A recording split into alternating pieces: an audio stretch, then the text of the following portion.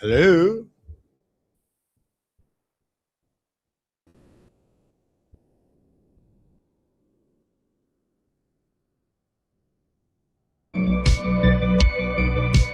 Yeah, it's what a quirky morning. I just can't get. I think that storm last night blew out my machine.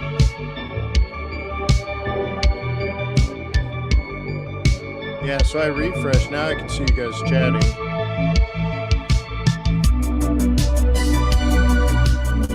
I typed into the chat several times and it didn't even work, even the chat. But you can hear me, so I guess we'll get going.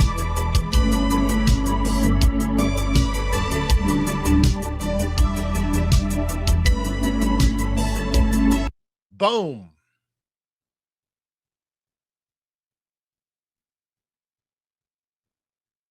All right.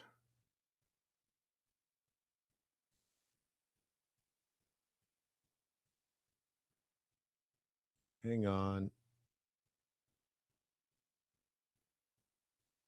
Now YouTube says I'm streaming. Really? Wow. There we go. Okay. Oh, this is such a weird day. All right, good. Well, I guess it's good. But according to the room, we're not streaming. But according to YouTube, we are streaming. All right. Well, I'll count that as a blessing. I'm good with that. Well, I wish it wasn't so gobbledygoo. All right, so we'll deal with that. So good morning, everybody. How are you? Let me remind you that trading is risky, not appropriate for everyone. Your past performance, good or bad, is not necessarily indicative of future results. Please stay small, stay humble, focus on the long term, and never risk money you cannot afford to lose. So CPI came out pretty decent, huh? What does that mean? Less and less and less and less need for the Fed to want to jack up interest rates. Remember, we had three knuckleheads at the Fed dissent and with the intention of wanting to raise interest rates, which I think at the time I said must be, could be, maybe is politically motivated, because from an economics point of view, and assuming that these folks on the FOMC have breaking, U.S. CPI inflation softens to 3% in July as expected. Assuming they have PhDs in economics, they should know that raising interest rates would not address, in a good way at least, inflationary pressures. Most of the inflation is coming from high oil prices, which we know is geopolitical, and supply. And the Fed doesn't impact supply side. The Fed impacts demand side. So raising interest rates would only slow the economy down in a bad way and increase unemployment, which is also against against their dual mandate.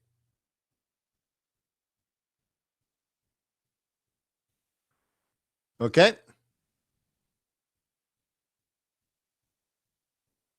So anywho, doesn't make sense to me, but now there'd be less need to raise interest rates if CPI is constrained.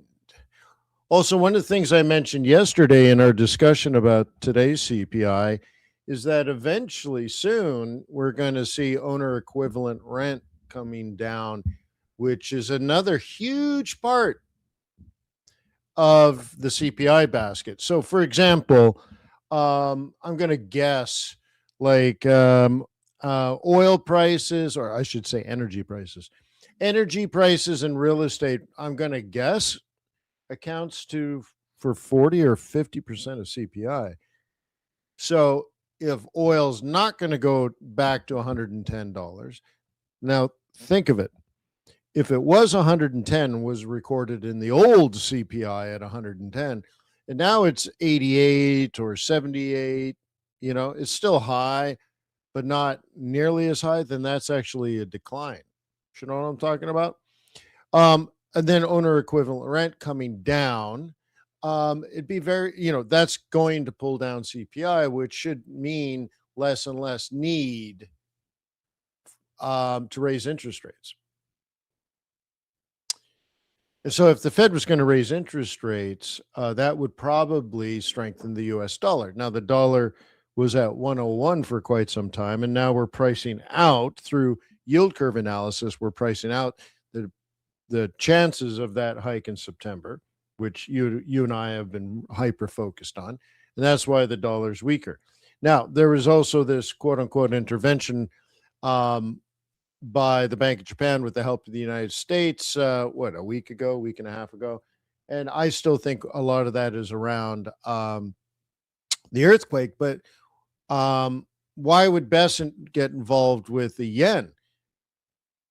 Well, if the Fed was going to raise interest rates and that strengthens the dollar, that means the U.S. exports are going to be hurt. Because U.S. products would be more expensive to foreigners, right?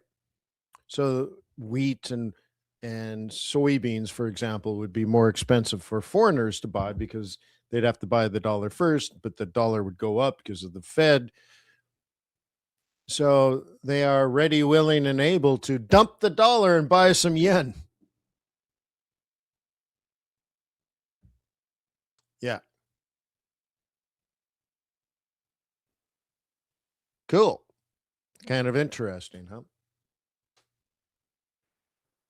So anyways, stock market's okay. VIX is okay. Bitcoin is okay. Gold is up a lot. Excuse me. Gold is up a lot, which is good. I'm long gold. I mean, I want to see it at above 5,000. So it's up, but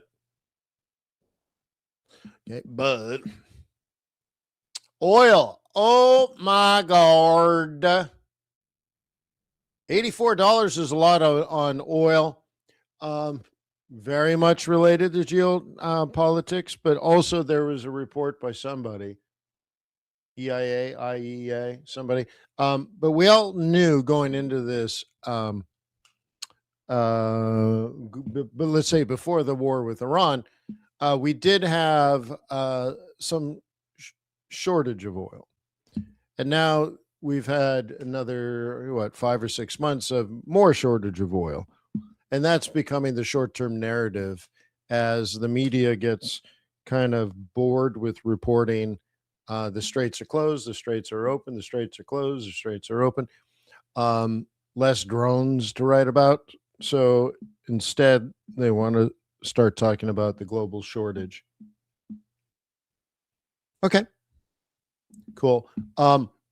But under a regime like that, you would be a perma bull on oil prices, which you probably are. Seasonally, they come down, but we're trading something very unusual, very unseasonal, geopolitics, and a longer term issue of just not enough energy. I mean, like for example, in the United States, we went 4 years with basically not drilling oil in the United States. It was very difficult, very expensive, very slow to be permitted and such to drill oil in the United States. Plus, we had a president of the United States at that time that was coming out and saying the oil companies are evil and bad, and petroleum products are bad. And so it wasn't a great environment to drill oil. Well, because we started to have shortages under a regime like that, it makes sense. If you can't drill new oil, you're going to run out of oil, right? So anyway, so years and years and years of less production suddenly increased oil prices. So then the Biden administration, and by the way, I'm not being political, I'm just restating what actually happened, right? They drained the strategic petroleum reserve to put that into the market to bring down oil prices. Well, that's artificial supply. But They took supply and increased supply and lowered price. They didn't do it by drilling. They used oil that was drilled earlier. So then we got to a point where there was no oil in the Strategic Petroleum Reserve, and that needs to be refilled. So there was low oil and a pretty consistent demand for oil. So we're in that situation, and you can't just quickly drill for oil. I mean, go out to a farmer's field and say, "Hey, under my shoes, there's some dirt, and under that dirt, 5 kilometers below my feet." And hey, Americans, that means 3 miles. Um, oh my God, there might be oil, or there might be gas, or there might be water, or there might be nothing. And you're going to roll the die and see if you're going to pay the $2 million to drill drill the hole, just to see if it's there. Dude, that's some pretty amazing science, right? And yes, you got to get permitted, and yes, you got to get the crews, and yes, you need a lot of steel pipe, and you need a lot of concrete, and you need a lot of water. Like, you just don't show up with a shovel and dig for oil. You know what I'm talking about? So it takes a long time, and it takes a lot of planning, and takes a lot of money. And so going into the war with Iran, we still had very little oil in our reserves. Production was up, but still very little for our strategic petroleum reserve. Now, do you guys want to get a little esoteric here into geopolitics? This is really cool stuff, actually. So why did we go after Venezuela for the last 30 years, 40 years? We had no problem with a crazy radical knucklehead dictator ruining people's lives. We had no problem. Suddenly we wanted to solve that problem.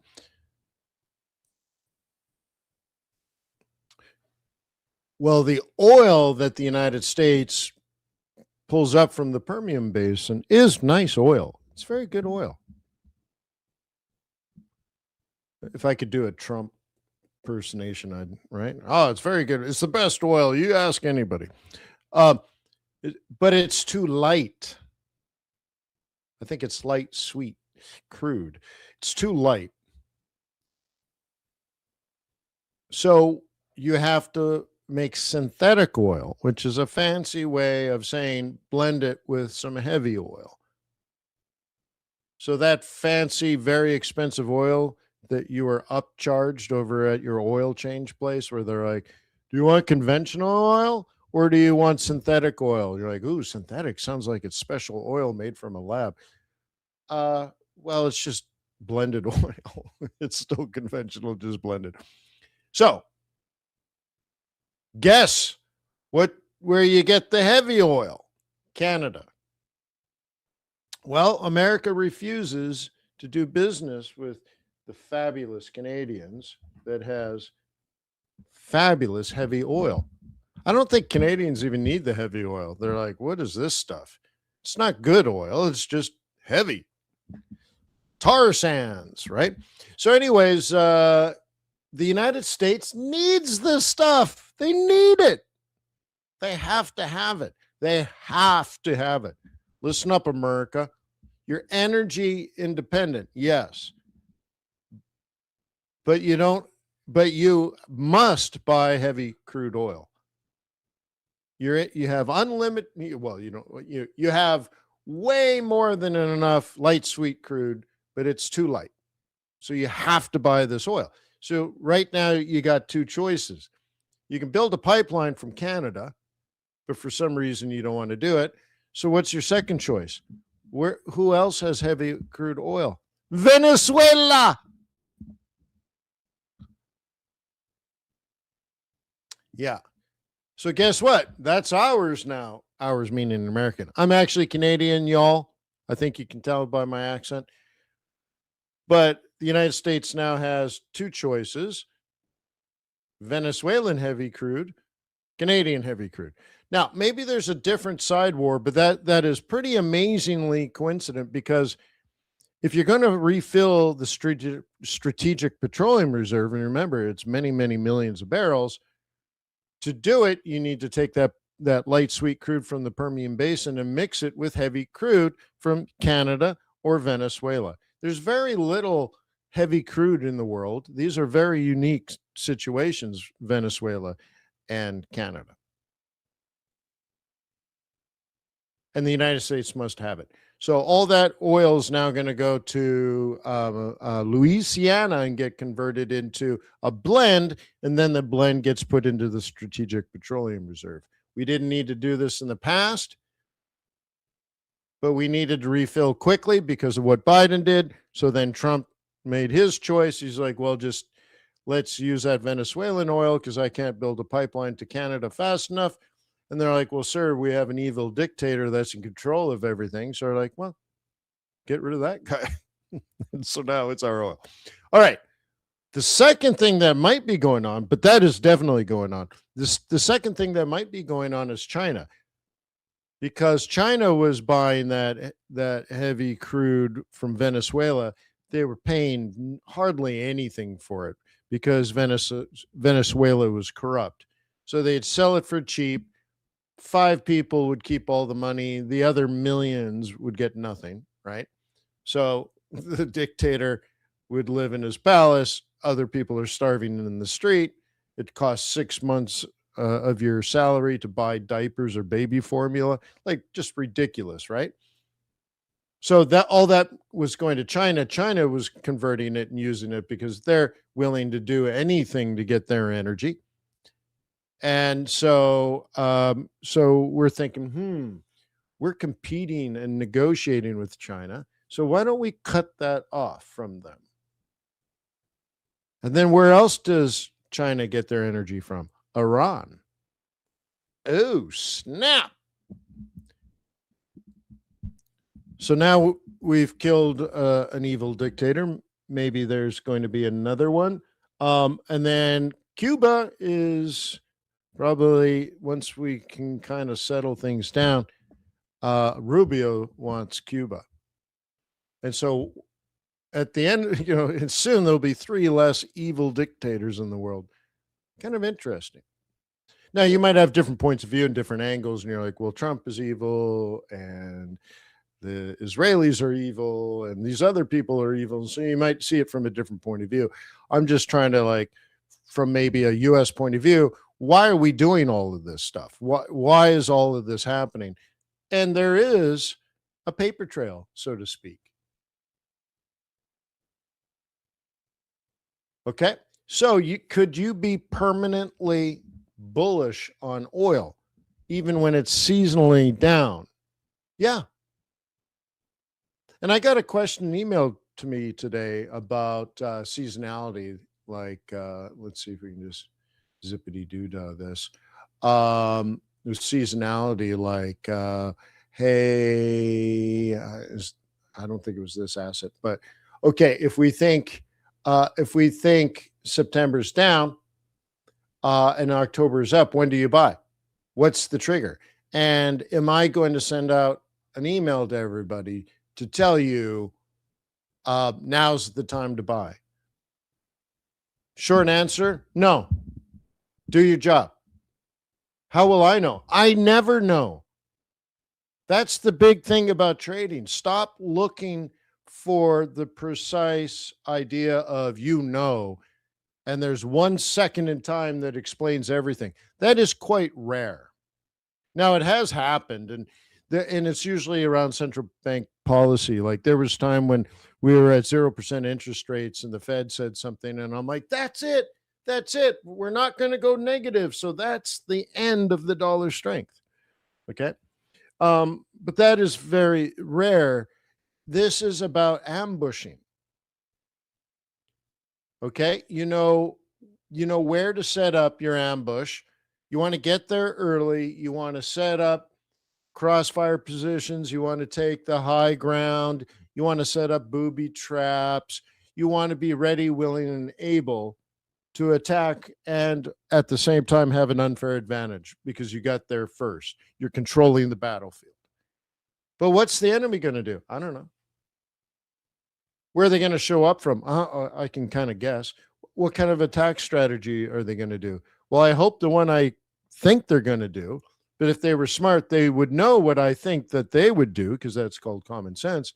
So they would come up with something surprising. Oh, distraction, diversion, whatever. So I don't know. The thing is, you take as little risk as possible and enter your trades. So let's say you were expecting September to be down. Okay, it's not that difficult. Okay, great. I even have it plotted on the chart, for crying out loud. So when in here do you buy? You know the answer to that? Technical analysis.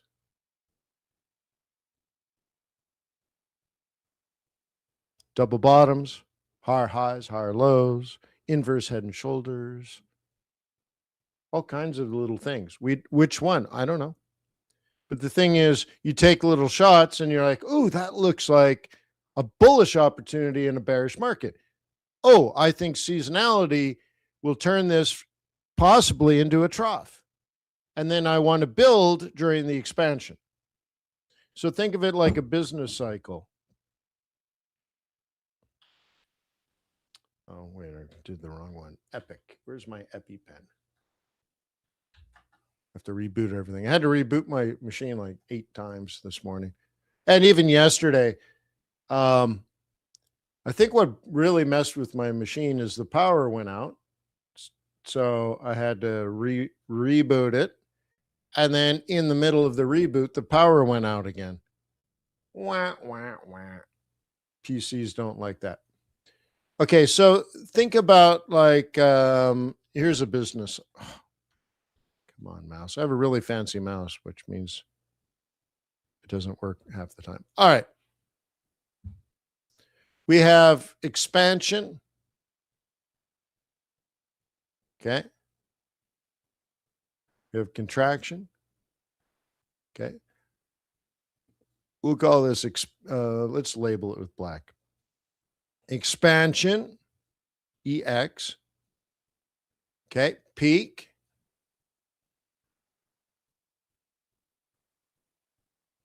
Contraction,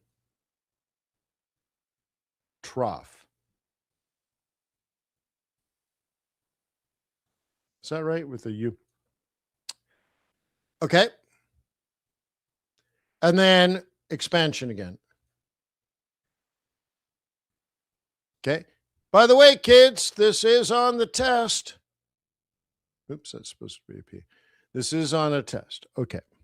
So this is a business cycle, but this is also a seasonal cycle.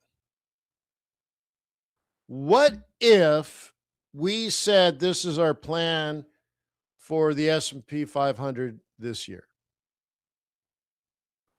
That we're going to start out with a little bit of expansion, then it's going to peak out, then it's going to contract, and then it'll trough out, and then it'll be expanding. Okay. You want to take profit here, and you want to re-enter here. Okay. Which means if you were going to look at what price action's doing, somewhere the peak is going to go like this, consolidation, maybe higher high, higher low, higher, but it ranges, right? And then down in here, it ranges before heading up. Here, it ranges before heading down. And so now you have a plan, a strategy. This is what you believe is probably going to happen, probability. So now your job is to recognize, okay, that are you entering, well, first of all, are you in a trough? And are you in an expansionary period? You don't know. You're blind. You're in a dark, dark, dark room. So you're using clues, but you don't know. So if you believe there's a high probability that this was going to be the trough is somewhere in Sep. Oops, I really messed this up. Is in somewhere in September, and this is October. Okay. Yeah, yeah. What are you going to do? Well, here's your assumption then. Okay, now zooming in, you think Sep and Oct. Sep, and we'll do October. You might think September looks like this, and then you're going to look for and then you're going to is your plan. So the thing you need to notice is trough, trend. Okay? Trough into expansion. That was the question I was given. When will you know? Think of it this way. Do you see this price action? When do you know? When do you take a shot? I wouldn't do here. This is a maybe because you're so forward looking. This is a maybe. This is a maybe. This is a maybe. I mean, like, when do you know? Yeah, that's right. When do you know? When do I know? Well, right now, my assumption is this, and then this. So, okay, in the second, third, and fourth week of September, in the first, second week of October, I will be looking for breakouts out of a trend or out of a trough.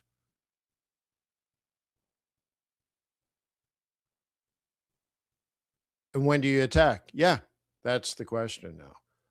But you won't be surprised. And think about it. You're using confirmation bias to your advantage. You're like, oh my God, this thing is troughing out. Well, do you use a 4-hour chart or a 1-hour chart? Yeah, good question. What are you going to use?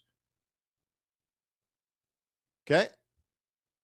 The thing is, you know, to be ready, willing, and able. That's the big thing. And then you use technical analysis to confirm or deny. And then you enter, move your stop, enter another one, move your stop, enter another one, move your stop, enter another one, move your stop, because you also have forward guidance. You personally have forward guidance based on seasonality to say, not only am I going to buy this near the end of September, but if it actually occurs, I'll have the confidence to make the trade and then add. And my research tells me, which is your forward guidance, if you were talking to clients, they're like, well, what do you think the stock market's going to do at the end of the year? Well, I've done 20 years of research, and I believe if we trough out in late September, early October, that we will have 9 weeks of up before we will see year-end profit taking. Well, that's your forward guidance. But you're not making this up gobbledygoo nilly-willy, are you?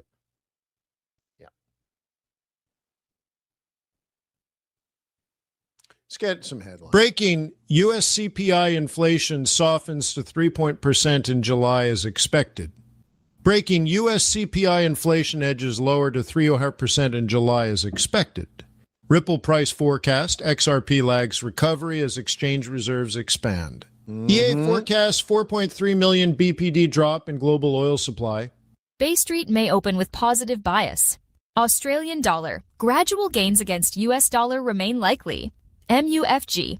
OPEC further lowers 2026 global oil demand growth forecast. Wall Street targets to open moderately up. U.S. dollar: soft CPI risks weigh on outlook. ING. Treasury yields ease from multi-week highs ahead of crucial U.S. CPI test.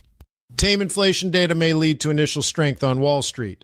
Oil: Chinese demand recovery could lift prices. NBC. India inflation rises slightly. Euro remains little changed as U.S. CPI fails to surprise the markets. U.S. 2-year yield edges slightly as on-target CPI softens SEP rate hike fears. U.S. consumer prices inch up 0 to 1% in July, in line with estimates. Analysis: Saudi Arabia bets on defensive alliances to deter slide into war. Yeah, they got to do something with the hoochie mamas. See how risk is adjusted to the CPI headlines. Yep. Not great, not bad, not great, not bad. Way different than what it was just a few days ago.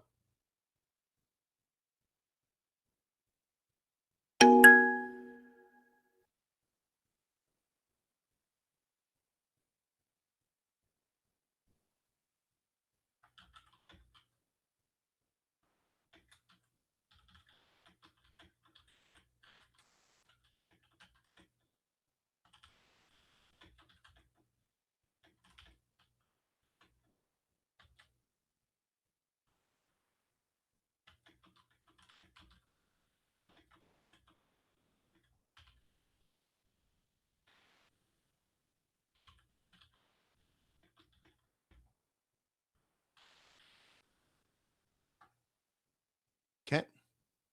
Cool. Just kind of look at the shape of the market.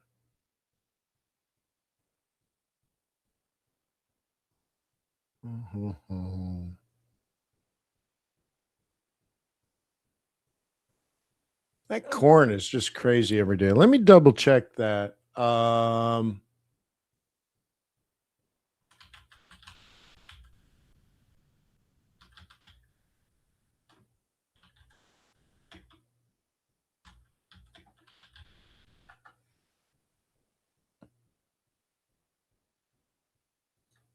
Let me get a, well, it's going to give me a price and not,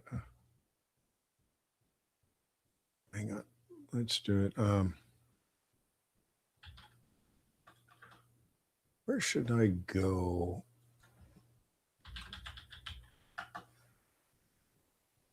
Okay, I want to look at corn. I just got to confirm this because corn has been crazy lately, huh?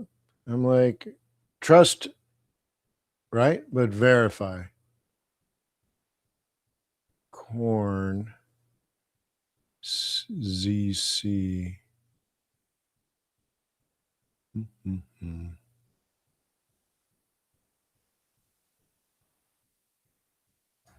Yeah, it seems like it may be a.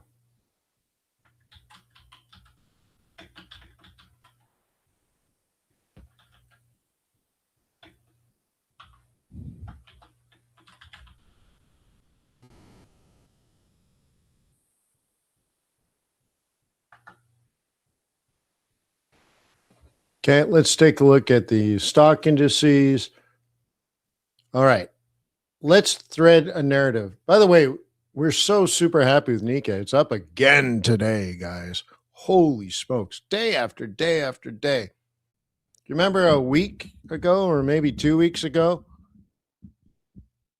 I kind of stirred up the nest a little bit and I said, and I poked and made fun of like, Wayne, I don't trade Nikkei because I don't like it or I don't know it or or this spread. Remember, I used Mexican peso as an example. Dude, this one's just on fire and our score is 4.17. Yeah. But anyways, talking about the United States, NASI, S&P Dow,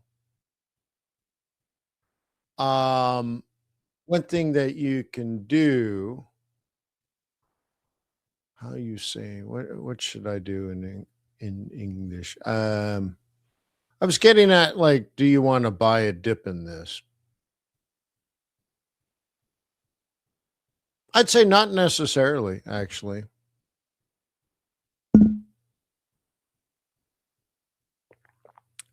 Got good scores, but besides that.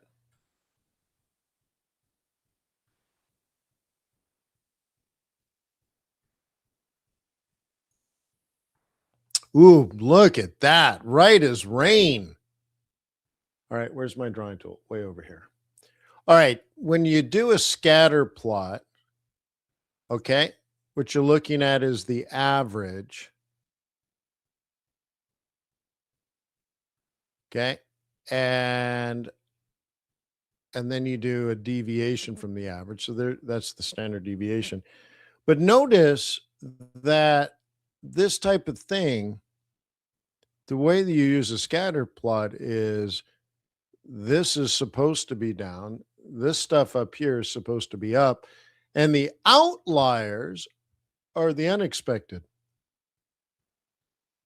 So when you see this, almost every currency pair that we track, all the yen pairs, all the dollar pairs, all the Swissy pairs, and then all the crosses of those pairs, and almost all of them are just perfectly spot on, doing precisely what our mathematics say they should do. Now, they're not big moves. So I look at this and say, oh, well, the market's quiet right now. But there isn't, okay, there isn't cray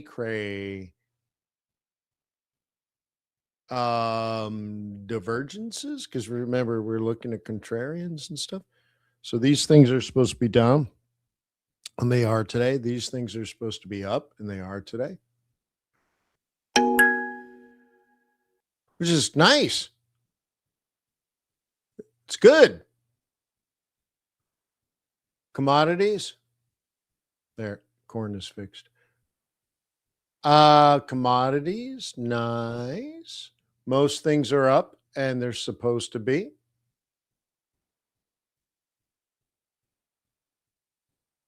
This is typically early in the year for gold to go up, but it's going up. Now that CPI is not freaking out, maybe that'll calm the rush to gold. Maybe. Remember, the move on gold has a lot to do with institutional buying. Remember, they already owned gold. They didn't sell gold. Gold did fall from 5,200 all the way down to 4,000. Think about that. It's a huge drop. And what's happening now? Since we got to 4,000, institutional investors started buying it again. How much does that matter, do you think? Just tracking the institutional investor. Just seeing, in fact, it's not just insider knowledge of what they're doing as far as buying, in this case, buying or not buying, but look at how they actually behave. Where they bought low, they drove the market up, and then they paused. It fizzled down. They didn't freak out. And then it got to a logical support area, in this case, the psychological level of 4,000. And then they started accumulating again. They're on a 3 or 4 or 5 year plan. And once you understand what they're doing, you're more likely to anticipate. And that's the secret sauce, isn't it? Anticipation, meaning being ready before something happens. Instead of responding, you're waiting. Big difference, even just psychologically. So anyways, gold up, silver up, all that kind of stuff, platinum up. Whenever you want, you can go to the gold page and see how things are going. Okay. Silver's still favored, and silver's up more today than gold, right? Gold is mediocrity right now. You like gold, you should be trading silver. Be based on our gold silver ratio. Right now, right? Remember when we were still falling but stabilizing in here, it was pointing down, and I said, remember, that's not a prediction, it's just showing you trend. And then we consolidated, and it flattened out, and I told you that's what you want to look for. Okay? And now, since we just talked about how to trade seasonality, at what point are you a bull on gold? Well, we do all of this stuff. So you could check every day. This could be part of your routine. Every day, is this pointing up, down, or sideways? Well, when we were in this consolidation mode, okay, especially in the early part, Aiden was pointing down because statistically that's the trend. He's not predicting where it'll be. It's at the rate of change. Where are we going?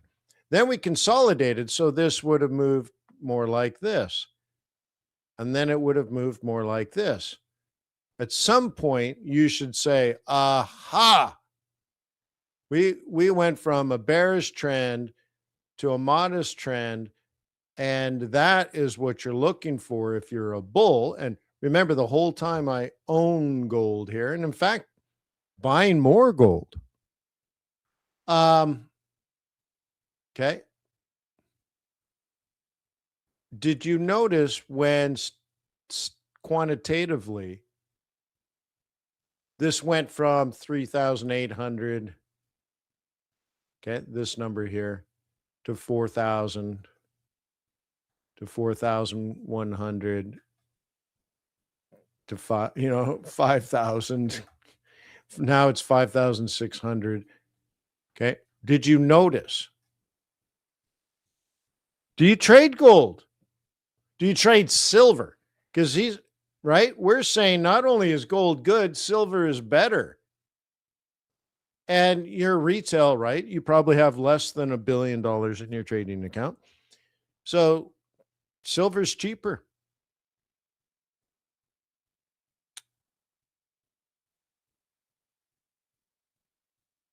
Very, very similar. And look at this.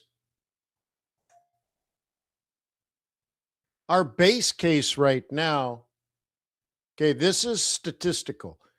This is using seasonality as well as statistical analysis and a bunch of other things.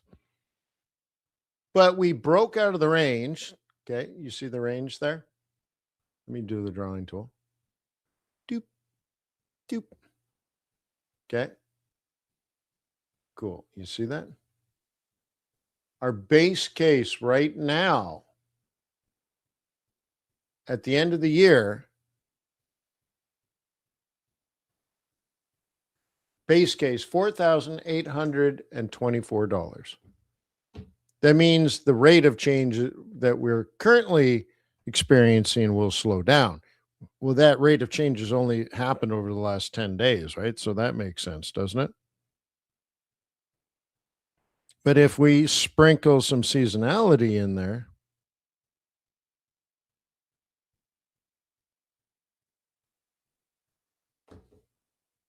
okay, best case scenario, based on things like seasonality, rate of change, implied volatility, you can see we're doing standard deviation calculations. And we're looking at 5,200. With the current rate of change, it's 56, which means not likely. It's going to slow down. But you see how powerful this is? Like, what if, let me just throw this out there. What if the only thing you did was trade gold? I'll throw in silver, gold or silver. You're a metals trader. Your specialty and expertise will probably give you better results than what you're doing now, trading everything and anything.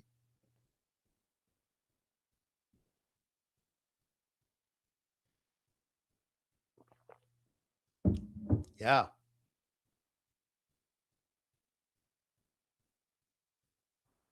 By the way, dollar weakening, gold rising. Oops. Do you think there's a relationship there? What do you guys think? You think random walk down Wall Street?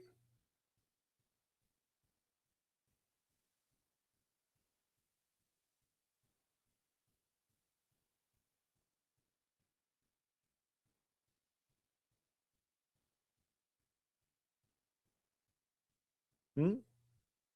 You think it's random?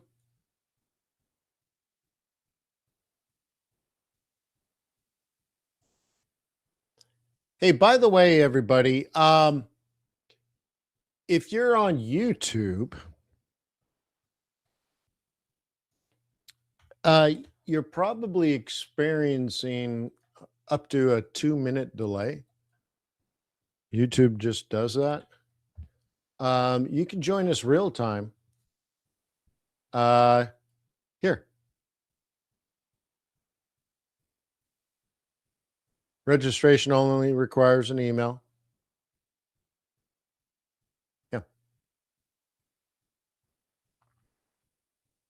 Then you click on training and you're here. And there's no delay because I control. Cool. Okay. Yeah. Real yields. Okay. Still a little higher. Remember, we want this to be below 2% for gold to really take off. So CPI doesn't seem to be rising as fast anymore. And so if it's not rising, okay, then maybe this peters out at some point, and that would be gold, good for gold.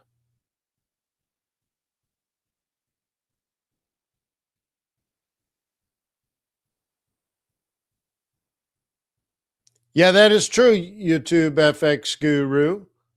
I am guilty of that for sure. But I'm matured, YouTube FX Guru. I'm matured.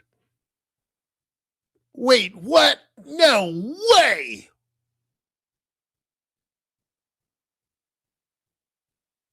These things happen.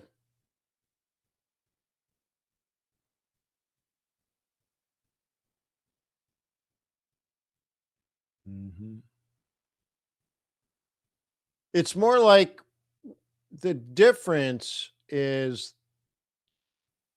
the fact that I'm able now to do things like track how similar silver is to gold. I can do my fundamental analysis on gold and maybe get pretty much the same trade on silver.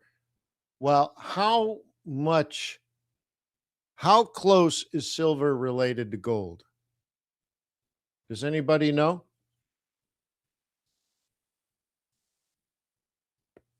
Is there a big difference? Is there a little difference? Are they not related at all?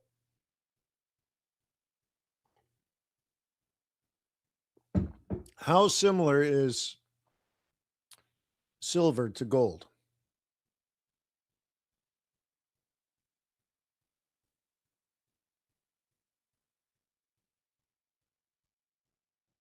What do you mean the link was not working? Let me try it.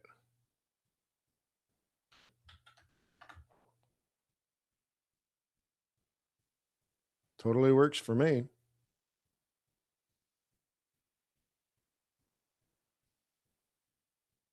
All right. Nobody's going to answer. That's because YouTube is too slow, right? Yeah.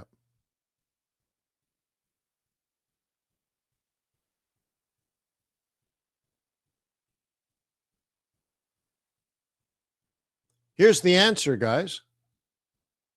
Silver, okay, which is up today, has a relationship. So let me do it this way. Okay. Silver is 86% the same as gold. So if gold goes up, silver goes up, not just 86% of the time, 80%, 86% of the same magnitude. It's not just direction, it's magnitude. So therefore we can say, well, if silver is up 2.88% right now, you would expect, see, likely outcome, quantitative, gold should be up 2.48. 2.48. That's just mathematics here, not opinion. So you go to gold. Oh, it's not up 2.48. I'm sorry, it's up 2.43. Shut the back door. Oh my God, Becky. Oh my God. Do you understand that you can, at some point, I want you to specialize and then branch out? What if all you did was trade gold and silver? Sweet. What if the only thing you did was the US dollar? What if the only thing you did was yen? Remember that? We talked about yen 3 or 4 days ago. We can talk about it again, I suppose. Okay. Or you're a stock trader. You guys remember doing this before the rally? Yeah. And then we zoom in here. Now we got to go into an even smaller one. So we talked about adding to the position. I hope you guys remember. And to remember that means you have to pay attention, and not just pay attention, but actually think about it. What what did what did I share with you when I drew, okay, the purple line? Remember, we were still up here. I drew the purple range. We did we used a Fibonacci, okay? And we said this is probably a likely entry and we want to re-enter, and the target is what? Okay? It's actually here, but I'm going to adjust to here because I'm using pivot theory as well. Now, my big concern after that is when we hit it in September, or August, and we're going to treat it like a top. If you look to the left, we're going to treat it like a top, and we're going to get a big, nasty pullback. And everybody on TV and everybody on radio and everybody writing newspapers and blogs and doing podcasts, they're all going to tell you that it's an AI bubble burst. And I'm going to say, good. We're going to wipe those knuckleheads out of the market. Good. Go ahead. Because the Mag 7 guys, the AI trade, NASDAQ, it's all going to be down. Let's go out to maybe daily. It's all going to be down, and the media is going to explain to you. Let me explain to you, Lucy, why it's down and why it's the end of the world. And good. Good. Can't wait. And if I'm smart, that's going to make me rich. If I'm uninformed or undisciplined, I'm going to get hurt. Okay? You got to be smart. You got to be ready. Okay? In one particular big crash, okay, I was able to move to sell my house at the top of the market for way more than asking for cash. And then the market tanked. Cool. That's smart. In another very significant downturn, I bought a $120,000 car for $25,000 in cash. In another downturn, I made an offer on a house and they were insulted. The bank was insulted. Came back 6 months later and offered 20% less than that, and they were happy. Okay? I'm not saying this is going to be a crash, but what I'm saying is if you have the data, you have the discipline, not just to be ready, but also to respond because to your anticipation, you do really well. And if there's blood in the street in October, cool. By all means, bring it on.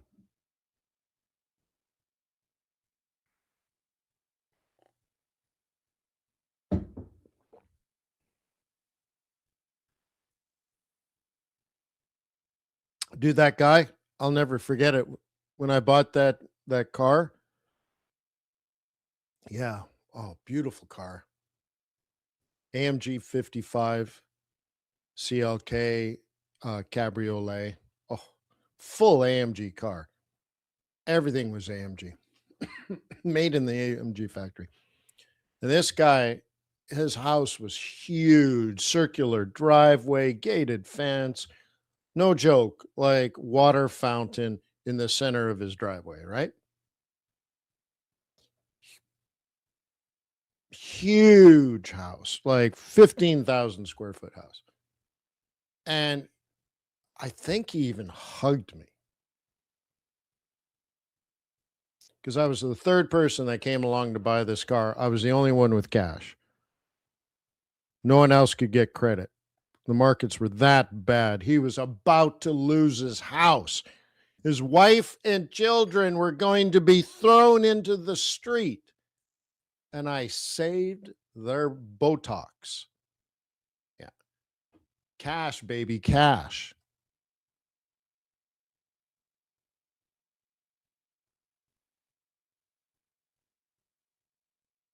Yeah, Brian Psych also called the bottom of the 2020. Yeah, well, the Fed did. I don't like yeah. I appreciate it, Brian. I just the call part. I don't. Yeah, no. That was monetary policy. Yeah, by the Fed. The Fed created the bottom. We were just watching it live, and I'm like, let me explain, Lucy, what this means. And I just happened to say, well, that's it. The dollar is going to weaken for the next 5 years straight. Okay. But again, it wasn't me, was it?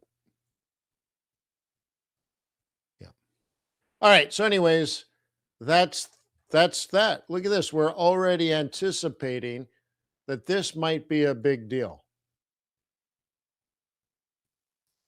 Okay, going back to now the question of what's going to happen next. I don't know. That's where we want to get. This is where I want you to get. You're doing the analysis, you have the data, and you're looking at probabilities, and you're like, okay, somewhere in here, probably return to the up. Why? We have seasonality data for this, right? Right. Okay, great. But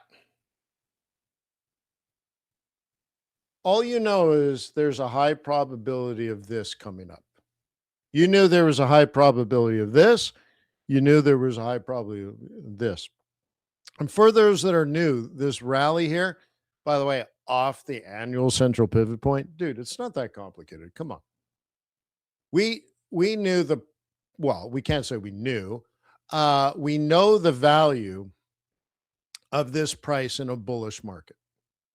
We also know statistically that this period here is down. And we had talked for weeks and weeks and weeks. Yes, there's blood in the street. I love it. Remember all those conversations? And our ambush was that day. Now, if I'm giving BS to look good or look smart or whatever you call it, BS is not acceptable here because we're all trying to learn. We're all trying to improve. The way I remember it is this, we were ready for the down, and on this day, we were ready for the up. That's how I remember it. Okay. And so what's the next thing? Well, somewhere around this time, and now we create a window. It doesn't have to be precisely that time. So we'll say a little bit before and a little bit after, somewhere in that box. Will it fall? I don't know.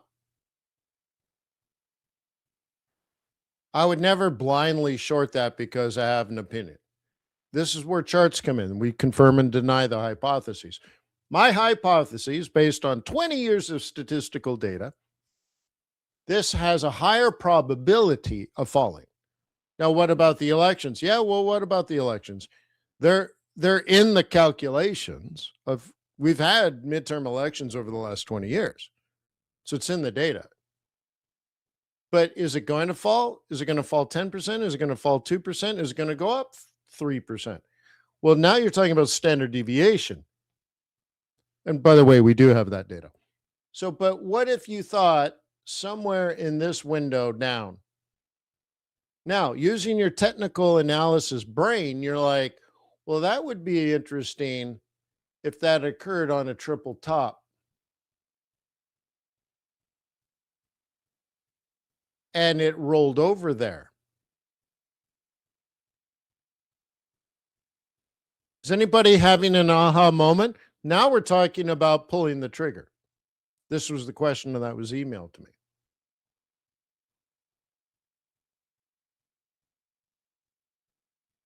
If we were up there triple topping and we were entering our window of opportunity, our area of opportunity, our AO,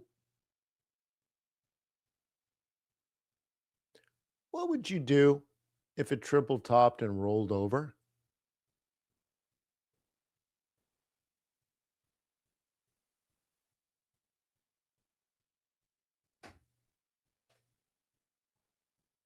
Did you know this line? I have to do yet another line here. Let's do yet another color. Okay, this line here. Okay, we drew that on this day. We already had that number on this day. We said this is our conservative target.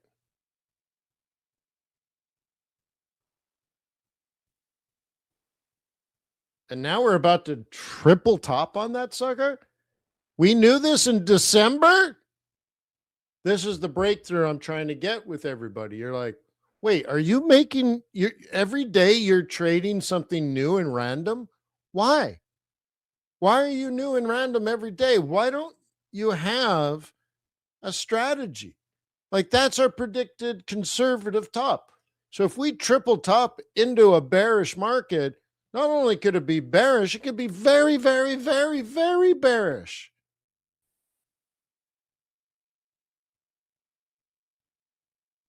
Dude.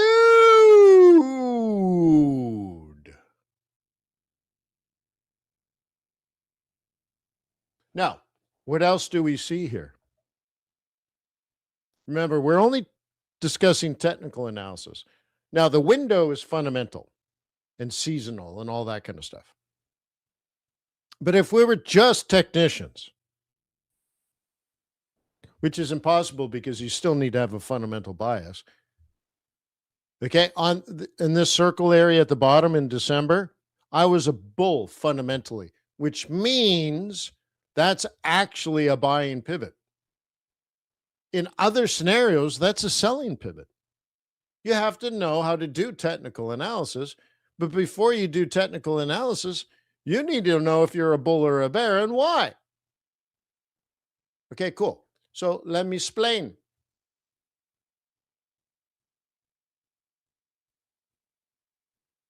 Look, I already have it drawn. Our trade plan, when we were here, I want you to think about that. We had a bullish year, came down. Okay. This bottom predicts this top. That's just technical analysis. So we don't know if that's going to occur, but it could. And you're like, well, why are pivots magic? Well, it's just a mathematical algorithm formula. It's just a formula. It's implied volatility. It doesn't mean jack. It just means, well, based on what happened last year, this year, it's kind of like this. This is probably, okay, somewhat realistic. Okay. That's what happened in 2025. What do you think will happen in 2026 if we happen to be bullish? Dude, come on. It's not magic. It's not magic. You need to understand the math behind all your indicators. Like, how'd you come up with that prediction? Oh, I use a neural network. No, I measured what happened last year and said, well, probably maybe something like that.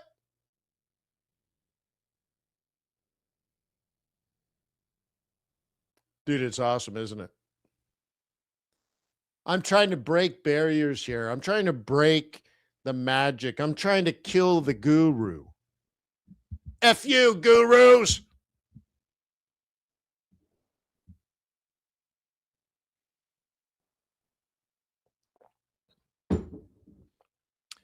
Take this guru and shove it. Yeah. Anyways, look, dude, it's just trading. The more you understand what you intend to do, the more successful you're going to be. I keep pushing that. Stop looking for magic indicators. Stop looking for a combination of magic indicators. Stop chasing YouTube gurus. Okay? Have they ever passed a regulatory exam? Your other favorite gurus? Do they even have an education in the industry? I mean, can we have some minimum requirements before you start taking advice from people? Some basic level? Like, but actually pass a test? So, anyways,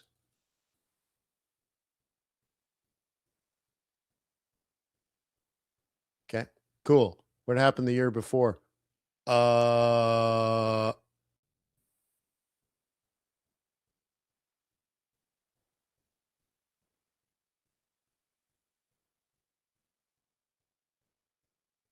so that's the low of that year.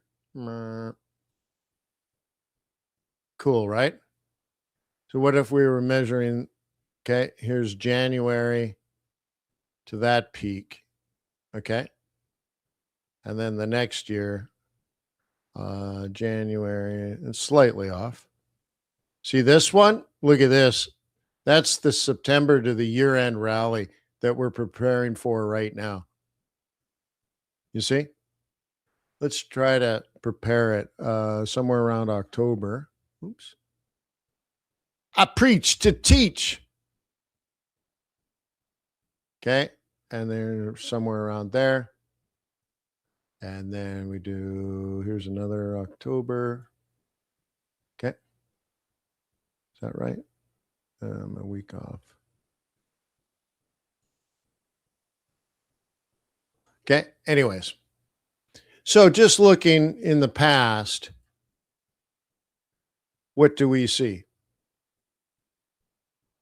Okay. Somewhere around October, up. Somewhere around October, up. Okay. These are weeks and weeks and weeks of up. Weeks and weeks and weeks of up. Okay. And now we're going to go August, September, October. What would the target be if that happens? We don't know. This is why you have to have technical analysis. If something like that happens, then we're going to this number, $32,168.10. Shut the back door. Why do you guess? Is it more exciting? This isn't about guessing. This is about preparation. Okay. So remember, we drew this. Remember all this and the role reversal came down here near the 200 EMA, bullish engulfing candle. Hey, Doug's like, hey, the trough part. Let's see if I can even fit that trough part in there. Yeah, somewhere in here. Check this out. Okay, game on. I'm not, let me be clear. I am not suggesting you should be so smart that you knew that that was the opportunity to long? No.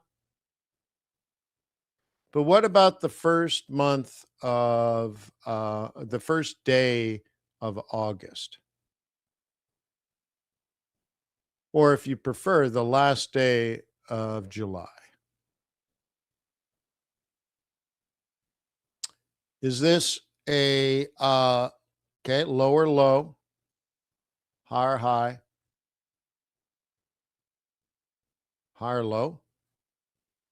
And do you think it's a coincidence it occurred when it occurred? I don't. Not even for a second.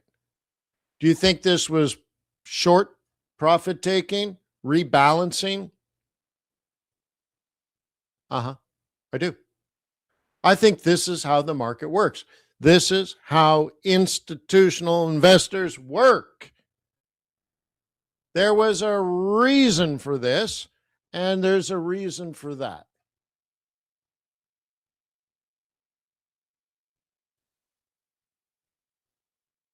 Yeah. Cool. And so now we're in wave two, if you will. Okay. We're in this wave now. Now, I do think it's going to do a correction and then up. Now, I'm not an Elliott wave dude. So if you're like, Wayne, you didn't do that right, I'm like, shut the back door, back the truck up. Whatever, bro. You count your waves. Okay. So what was this? One, two, no, one, two, three, four, five, and then a three-wave correction. Whatever. So yeah, it's called price action, right? So again, where's my drawing tool? So if you prefer, let's do this in black. Okay, that we do this and then a correction and then a resumption. Cool.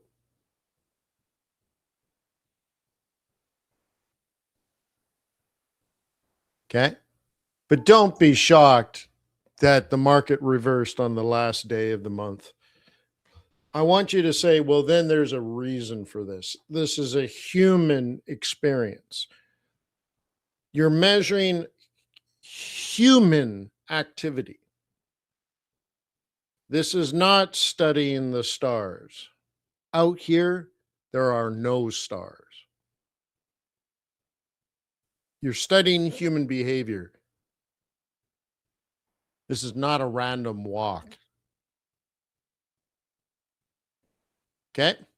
When did the market top out? Here. This is the first day of July. What do I teach you to do on July 1st? What do you know for a fact? What have I taught you 10,000 times that it's burned into your brain?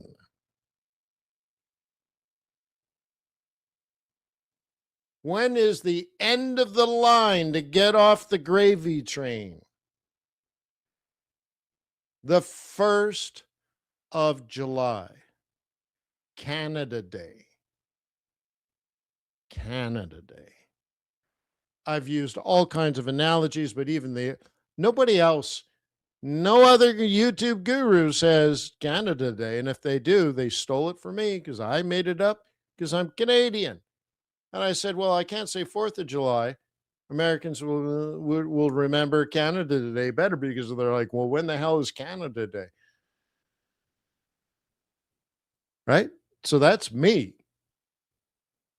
Canada Day. So on the first day of the month, it fizzled out. I taught you that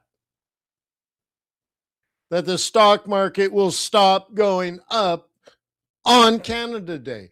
And what I tell you is in here, you take some profit, manage your risk. And by the time it's 4th of July, you're sucking down beautiful cocktails or cheap beer in a cozy, whatever you do. And then you think, wait, the last day of July it reversed? Oh, all of this is random?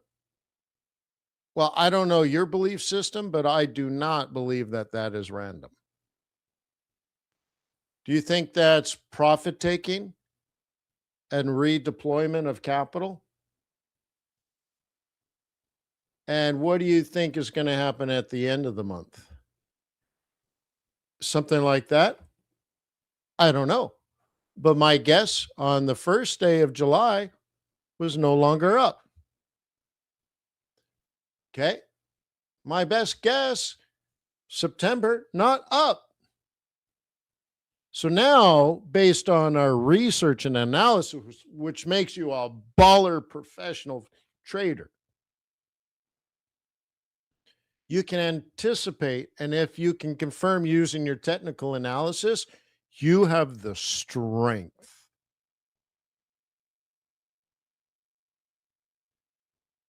When should you take profit on this bullish tech trade? You're like, well, I don't want to take profit here. True. Could you take profit here? Well, but you don't know if it's going to do this. Okay. But what about a lower low after a lower high? Oh, yeah. If you're not out of here, you just don't have the strength to get out of bed and harvest.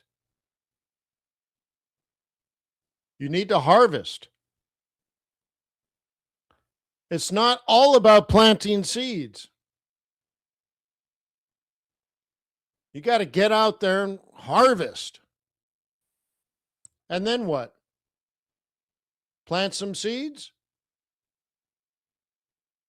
Get ready to harvest. And the cool thing is, you're like, you can anticipate either not trading this at all. I suggested you just go on vacation. If we expect, right, no longer up and straight up down, straight up down. Okay.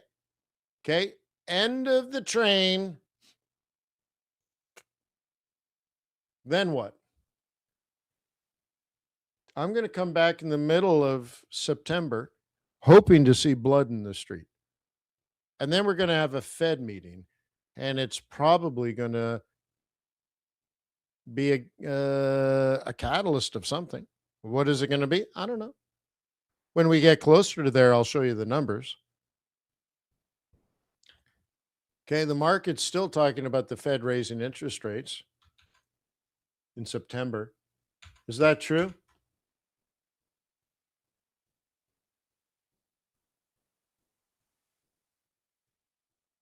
No. Okay, look, we're now 55% hold. It's not true anymore. If some guru or some media outlet or some journalist somewhere tells you the Fed's going to raise interest rates in September, that is not mathematically true. Now, the slight edge is to hold, but this was a 63% going to raise interest rates. Now it's 55% no change. That is why the dollar's weakened. That is why gold has gone up. And the whole time, when 2/3 of institutional markets were betting, because remember, we're tracking not their opinion, but how they invest their money in the yield curve, they were betting a Fed hike. And I coached you day after day after day that that is ridiculous, that it makes no sense whatsoever. And I even did that one time when it was 100% chance of a Fed action. And I'm like, that's dumb. That's stupid. There's no way in heck that's going to happen. And I was right. It's not because I'm a genius. I'm a supermodel. Look at me. I'm a dum-dum, but I'm pretty. I have the data.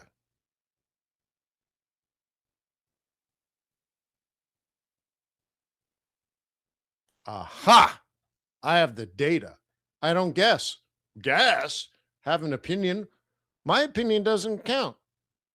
I want to know what the institutions are doing because they're trading trillions of dollars. I care about their opinion, not mine. Dude, we are so good. We are so unstoppable. I hope this breaks through to somebody somewhere and they say, that's it. I'm never going to trade like an amateur retail trader again, ever. Every single trade I'm going to make from now on is going to be conservative, repeatable, disciplined, based on quantitative analysis.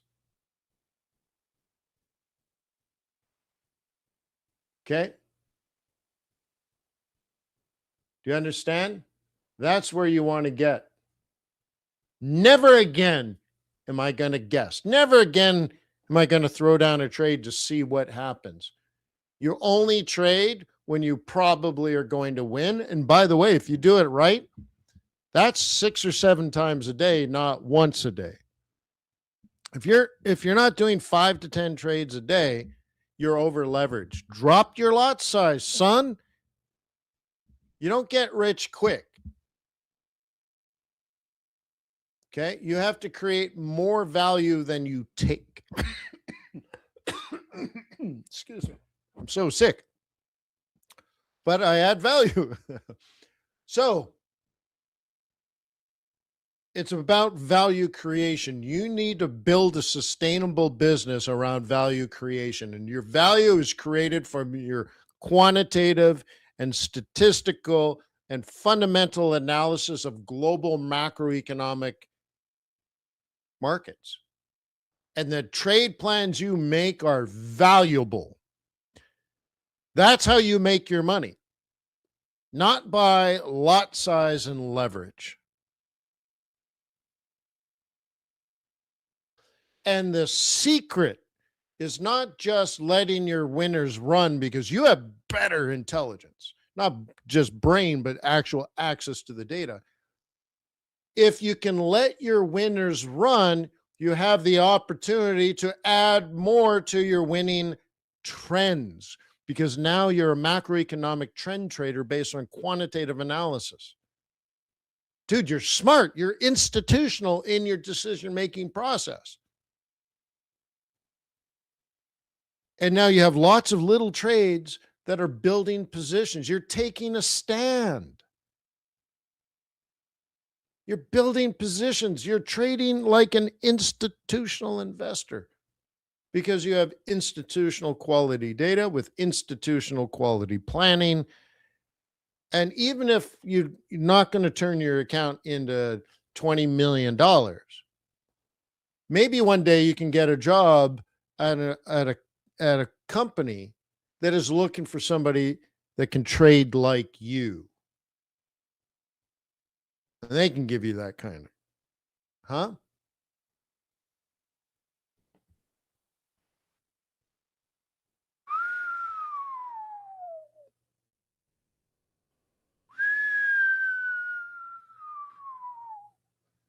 Yeah. So Aussie's our number one winner right now. Did you know if you go to fundamentals and a health scorecard, we have loved Aussie for weeks and weeks and weeks and weeks and weeks and weeks and weeks and weeks. So not only do we go to today, but we go to right now, not just today, right now. Oh my God, it's the number one. Look at this. We don't like Kiwi and it's down. Oh my God, really? So now you have to say, well, what is our swing trade, right? Aussie yen is probably working out for you. Oil's going up, right? Energy is up right now, 11% this week. Yeah, CAD's benefiting. Really? I mean, nothing here is shocking. If it's shocking, then we got to work on that. But I need you to recognize it and say, no more. You need to be thinking about oil up, I'm buying CAD. Okay? Dollar down, I'm buying Aussie or I'm buying gold. Okay? If dollar's weak today, that's one of the reasons why oil is up. It's one of the reasons why gold is up. Okay? But I need you to thread this the pearls into a string of pearls. And then what do? Then you go to your chart. So you're like, oh my God, yens. Okay. I've been screaming bloody murder for weeks on yens. Oh, is it going up? Mm-hmm. Okay. Now these are little trades in here. And we've been in our moment of truth. They're still going up. But the idea is way back after intervention. What did we talk about? That we talked about intervention never works.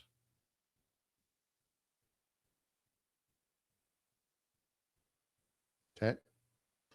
So when do you enter, right? That was the question posed to me earlier today. Well, when do I buy?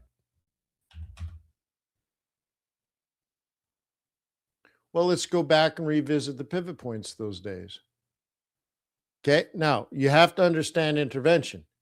If you don't have the fundamental basis, you're just not going to have the strength to get out of bed and do what needs to get done, right? But now if we go into smaller time frames, okay, the double bottom matters, doesn't it?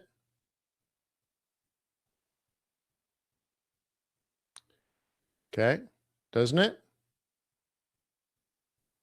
This is a buy zone. Okay. Do you buy there? That's probably too aggressive for me, but you could, in particular, when it's not a fundamental. Remember, it wasn't a fundamental. That was manipulation. But what do we know? On an up day, and this is the up day, how do I train you? Well, when you're up on high, you're supposed to take the, that's, was that a Monday? I think it was a Monday. But anyways, you're supposed to take the next day's pivot and drag it across. So this is actually the long. Okay. Yeah.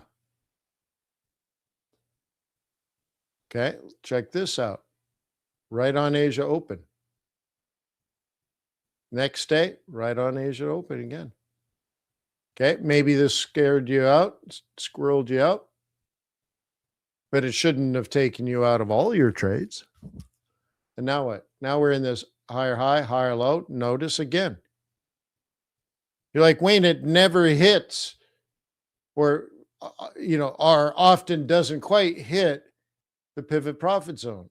Yeah, well, you're not necessarily supposed to be entering here. You're supposed to be entering there. If this was a Wednesday, and I don't remember, you're supposed to enter Wednesday's trades on Tuesday. Okay. See? These are all dragging across. We call this the stairway to heaven.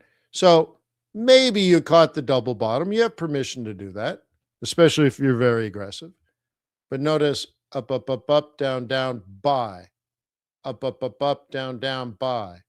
Up, up, up, up. There's a buy in there. Maybe that freaked you out. Maybe that took you out of this. Maybe it took you out of that, but it didn't take you out of this. Didn't take you out of that. Okay. And then what? Up, up, up, up, down, down, buy. Up, up, up, up, down, down, buy. Up, up, up, up, down, down, buy. And then what? Well, you better watch all the markets, because we know if NASI tops out and we get rotation,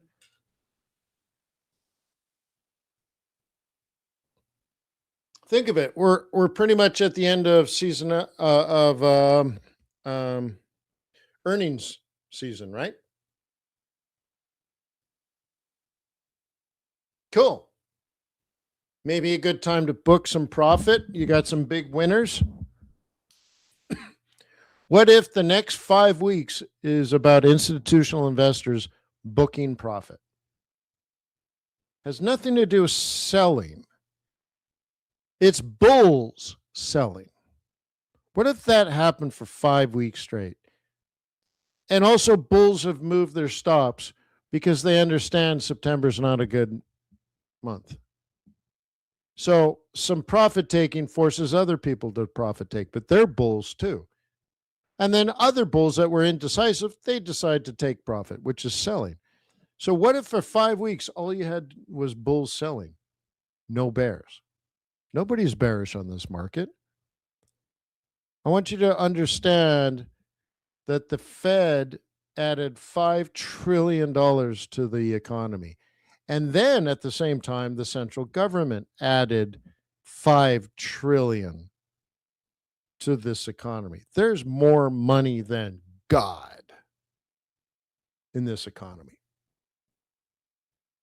And all that money is going to AI. You think that money just wasn't right? That money is just floating around. Now it's all going to AI. Cool. Nobody's bearish on this market. There are no bears. What are you talking about? We're going through an AI revolution, probably bigger than the internet revolution. I think at least everything in my life seems to be changing around AI. Everything. And you're worried about the market falling? Well, guess what? If this goes up and then suddenly in September, it goes down, down, down, down, down, and the media starts talking about the AI bubble bursting and it's the end of the world, you should be the smart one in the room that laughs. And you're like, okay, dude, go ahead, sell all your assets. Let it crash. Great. And I'm going to buy everything up for cheap because I'm good enough, I'm smart enough, and gosh darn it, people like me. No. Because you're informed and you're patient and you're disciplined. So you're not going to be exposed to the downside that you expect to happen. So have a strategy. And then you expect it to recover because you've already done the analysis. So you expect it to fall. Do you know if it's going to be 5%, 10%, 15%, 20%? I don't. But the theme of today's webinar is like, well, when do I buy? If I expect it to fall, when do I buy? Yeah, good question. This is where I use technical analysis because I've already made my fundamental decision. I expect all of it to happen. So now my charts either say, hey, Wayne, everything you expected to happen hasn't happened, or everything you expected to happen is happening. But I don't know magnitude and stuff because I'm not the one in control. But I can sit here and say, well, we're tiptoeing into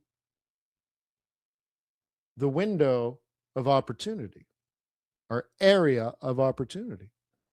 That period between, let's say, the middle of September and October 1st.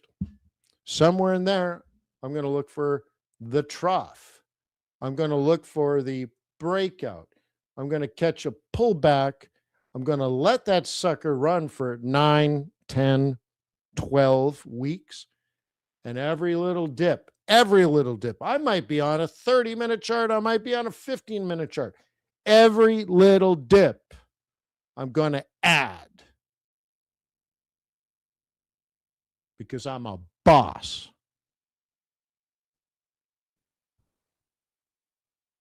Yeah. And I want you to do something similar. But if you fail and flunk and you don't have patience, you don't have discipline,